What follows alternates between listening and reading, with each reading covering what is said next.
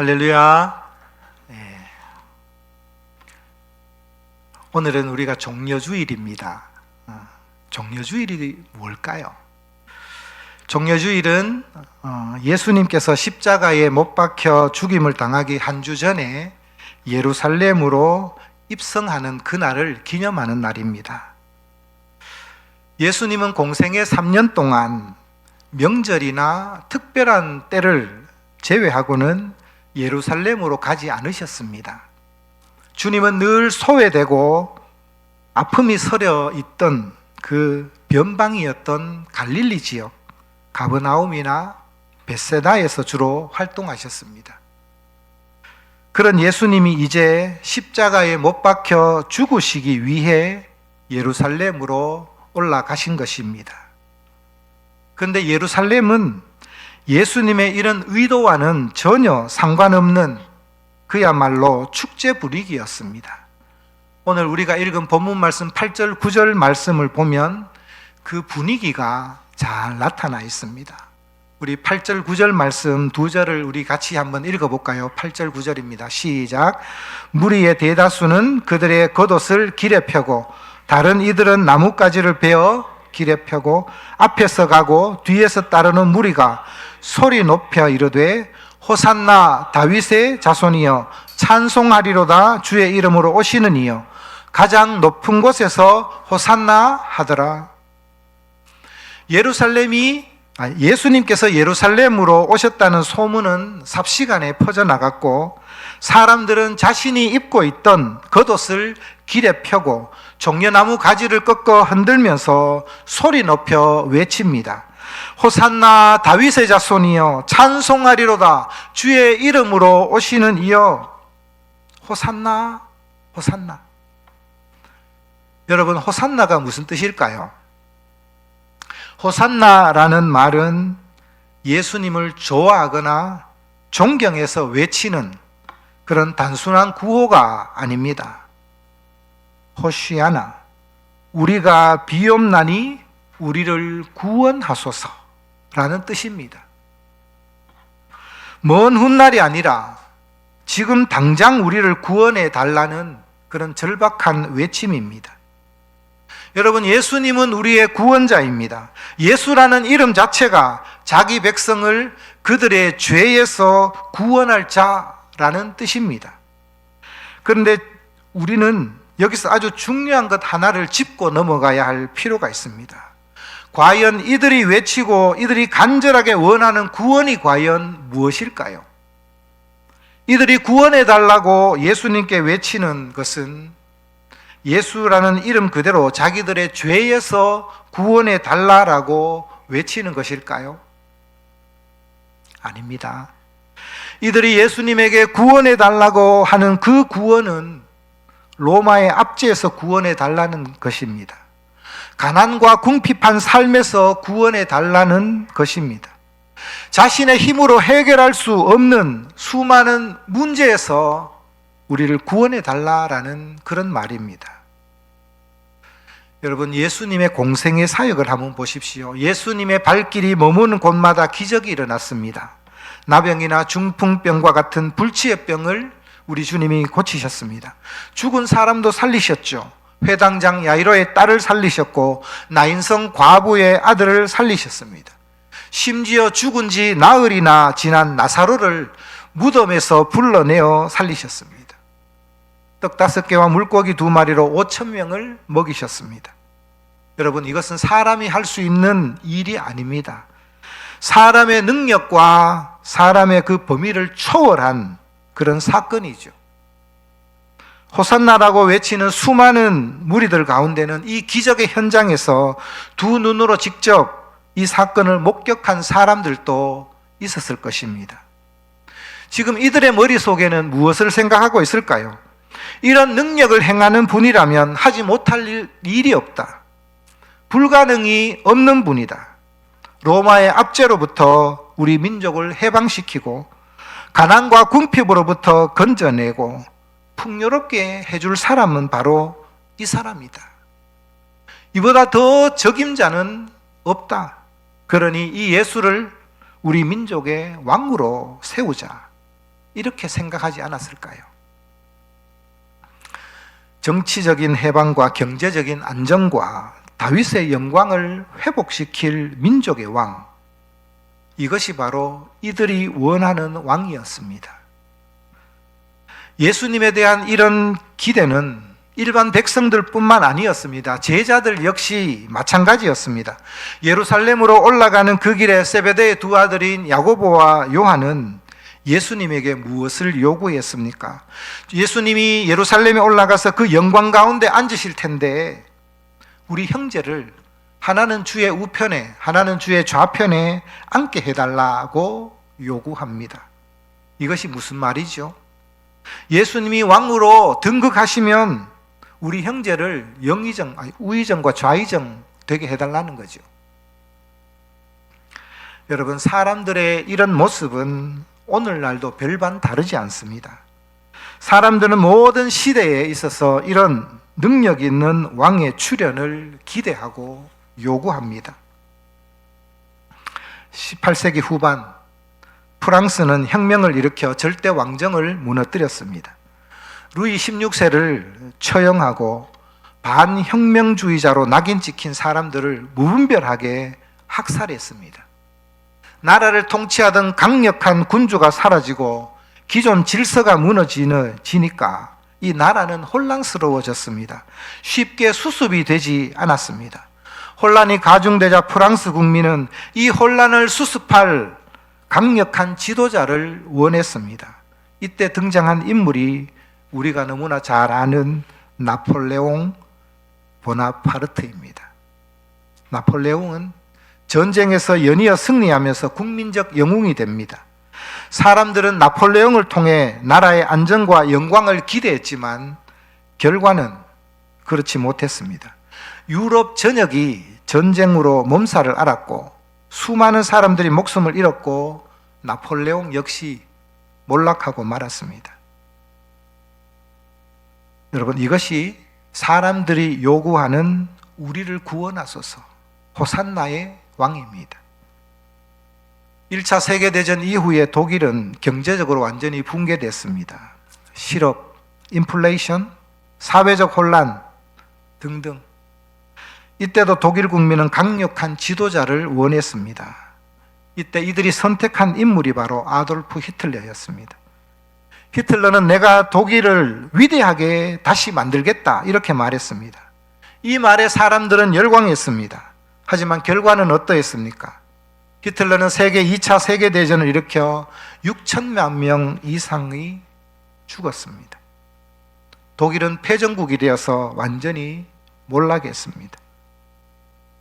인간이 원하는 왕은 정치적으로, 사회적으로, 경제적으로 안정과 풍요를 보장해 줄 것처럼 큰 소리 치지만 결국은 인간의 생명을 하찮게 여기게 되고 삶을 파괴하는 방향으로 흐르게 됩니다. 여러분, 역사가 이것을 우리에게 증명합니다. 우리나라도 지방선거가 이제 2달 남짓 남았죠. 저마다 자신이 시장이나 도지사가 되면 국민의 삶을 윤택하게 하겠다라고 큰 소리 치면서 장밋빛 청사진을 제시합니다. 그런데 여러분, 우리는 여기에 속으면 안 됩니다. 지금까지 얼마나 많이 쏘가왔습니까? 그런데도 많은 사람들은 또 기대를 저버리지 못합니다. 내가 원하는 저 사람이 시장이 되기만 하면, 저 사람이 도지사가 되기만 하면, 저 사람이 나라를 다스리는 대통령이 되기만 하면 우리나라는 변할 것이다. 잘 살게 될 것이다. 천만에요. 아닙니다. 여러분, 우리 주님을 한번 보십시오. 우리 주님은 이 많은 무리가 자신에게 요구하는 것이 무엇인지 몰랐을까요? 다 알고 계셨습니다. 그런데 우리 주님은 이들의 요구를 알고 있었지만 이들의 요구를 들어주고 만족시키려 하지 않았습니다. 예수님은 철저히 하나님의 뜻대로, 하나님이 예언하신 대로 하나님의 시간표에 따라 움직이셨습니다. 예수님은 예루살렘에 입성하실 때 말을 타지 않으셨습니다. 무엇을 타셨죠? 2절, 3절을 같이 한번 볼까요?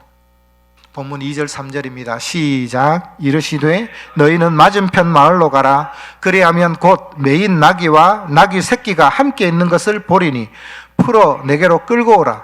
만일 누가 무슨 말을 하거든 주가 쓰시겠다 하라. 그리하면 즉시 보내리라 하시니. 자, 예수님은 예루살렘으로 들어가실 때 나귀를 타셨습니다. 그것도 나귀 새끼를 타셨어요.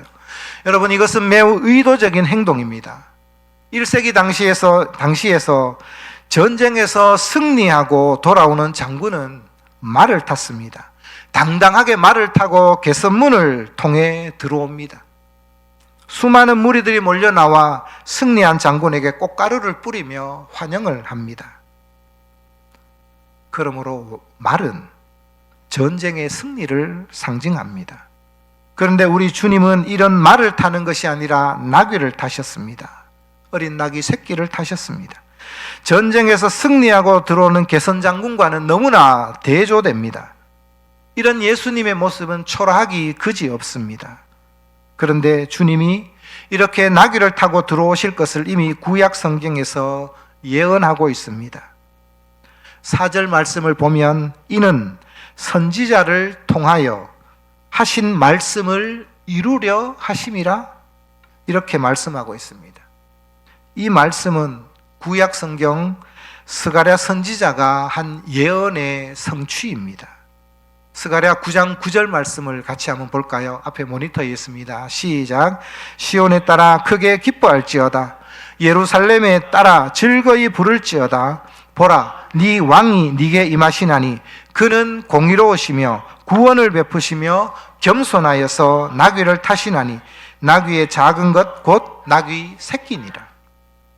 우리 주님은 나귀를 타고 예루살렘으로 입성하시면서 내가 왜 말이 아니라 나귀를 타는지 이들에게 말씀하고 싶었던 것입니다. 훗날 예수를 믿는 세상의 모든 그리스도인들에게 메시지를 주고 싶으셨습니다. 여러분, 말은 전쟁을 상징하지만 나귀는 평화를 상징합니다. 말은 힘과 무력으로 세계를 정복한 로마를 상징한다면 나귀는 로마 제국을 무너뜨리고 새롭게 세워질 하나님 나라를 상징합니다. 예수님은 지금 나는 너희가 생각하는 그런 왕이 아니다는 거죠. 이것을 선언하고 있는 것입니다. 여러분, 지금도 이 세상의 사람들은 힘을 키우면 문제가 해결된다라고 믿습니다. 돈으로 안 되는 문제가 없다라고 생각을 합니다. 그러기에 사람들은 권력을 쫓아가고 돈을 버는데 혈안이 되어 있습니다. 돈 되는 일이라면 무슨 일이든 다 하려고 달려듭니다. 그런데 여러분, 힘과 권력은 부수고 파괴는 할 수 있어도 사람을 살리고 사람을 세우지는 못합니다. 힘과 권력으로 근본적인 문제를 해결하지 못합니다. 지금 이란과 페르시아만에서 벌어지는 전쟁을 한번 보십시오.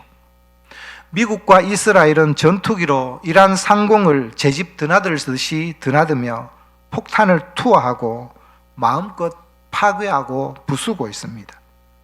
이란도 이에 질세라 미사일과 드론을 이용해서 반격을 가합니다. 처음엔 군사시설만 공격했는데 이제는 산업시설까지 무차별적으로 폭격을 가합니다.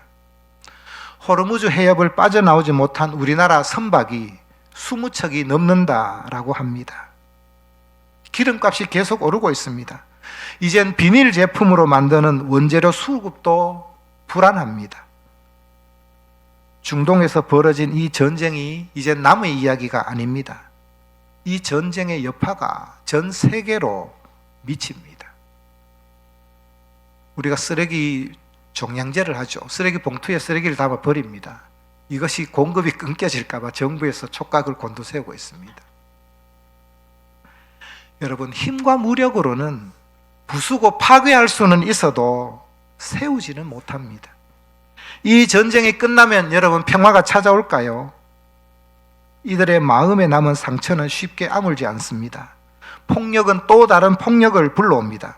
휴전을 하더라도 이라는 테러를 통해서 미국과 이스라엘을 계속해서 괴롭힐 것입니다.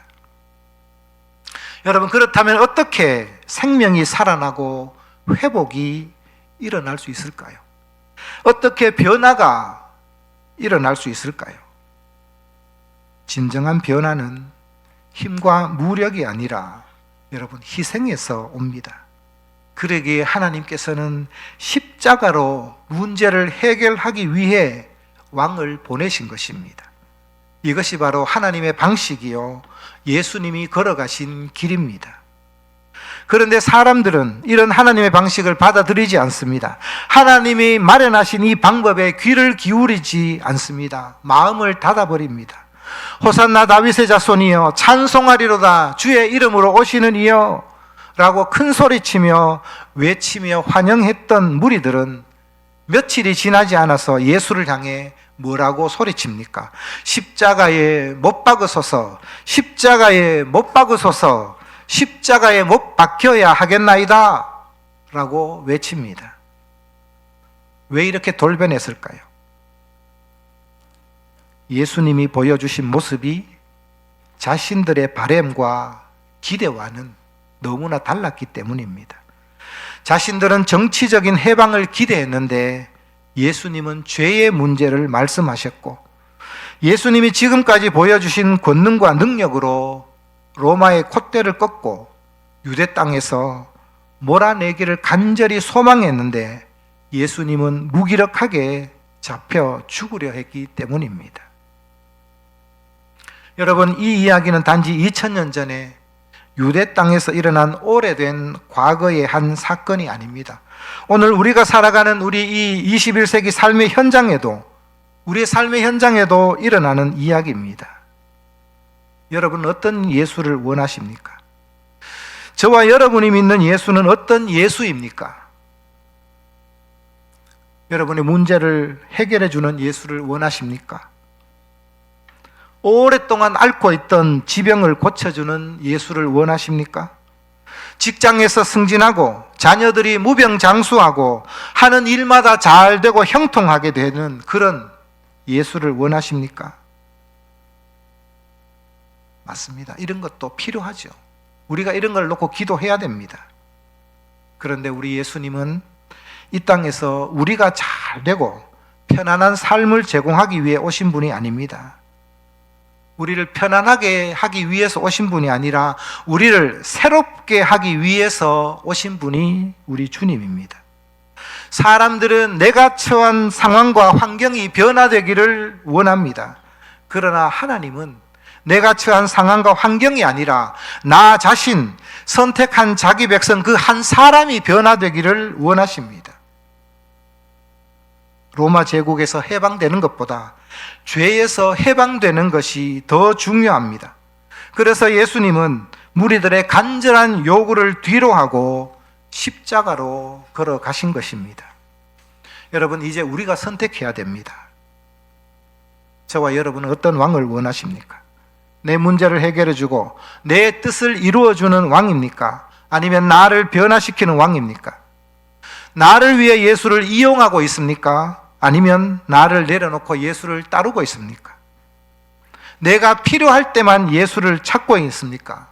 아니면 내 삶 전체를 예수님께 맡기고 있습니까? 나에게 주어진 그 십자가의 길을 받아들이고 그 길을 걷고 있습니까? 아니면 고난이 없는 그런 신앙을 원하십니까? 우리는 예수님이 행하신 그 기적의 사건들이 우리 삶에 일어나기를 원합니다. 주님, 나병 환자도 고쳤고요, 중풍병자도 고쳤고요, 죽은 자도 살렸고요, 떡 5개 물고기 2마리로 5,000명을 먹이셨잖아요. 그 역사가 우리 가운데 나타나게 해주십시오. 이렇게 기대합니다. 그런데 여러분, 십자가는요, 우리가 예배 때 사도신경을 낭송했습니다. 우리가 믿는 예수가 어떤 분인지 사도신경에 나와 있죠. 우리 주님은 3년 넘도록 공생애 생활하시면서 기적을 행했습니다. 그런데 여러분, 사도신경의 문구를 한번 보십시오. 거기 중풍병자를 낫게 한 그 예수님을 믿습니다. 오병이어의 기적을 행하신 그 예수님을 믿습니다. 라는 문구가 있습니까? 우리가 믿는 예수는 십자가에 못 박혀 죽어주신 예수, 빌라도에게 죄가 없인 그 예수님이 빌라도에게 억울하게 눈명을 뒤집어 쓰고 십자가에 죽은 예수, 3일 만에 부활하신 예수, 승천해서 지금 하나님 우편에 앉아 계신 예수, 그 예수가 반드시 다시 이 땅에 오신다는 예수, 그 예수를 우리가 믿는다라고 고백하고 있는 것입니다. 여러분, 종려주일에 군중은 예수를 왕으로 맞이했지만 결국 이 왕을 버렸습니다. 왜냐하면 자신들이 원하는 왕이 아니었기 때문입니다. 오늘이 종려주일입니다. 그리고 내일부터 한 주간 고난주간이 시작됩니다. 이 한 주 내가 원하는 왕이 아니라 하나님께서 왜 이런 왕을 우리에게 보내셨는지 우리가 한 주 동안 깊이 묵상하는 한 주가 되기를 축복합니다. 예수님은 우리가 원하는 왕이 아니라 여러분 하나님이 보내신 왕입니다. 우리가 원하는 왕이 아니라 하나님이 보내신 왕이 진짜 왕입니다. 사람을 살리고 사람을 회복시키는 평화의 왕이 바로 예수님입니다. 만왕의 왕, 평화의 왕, 영원하신 왕, 이 예수 그리스도를 우리의 왕으로 모시고 내 안에 날마다 일어나는 이 혈기, 분노, 죄악들을 십자가 앞에 내려놓고 복음이 주는 참된 평화를 누리고 이 평강으로 사람을 살리고 복음으로 회복시키는 이 귀한 사명에 쓰임받는 그런 저와 여러분, 우리 성신교회가 되기를 주님의 이름으로 축복합니다.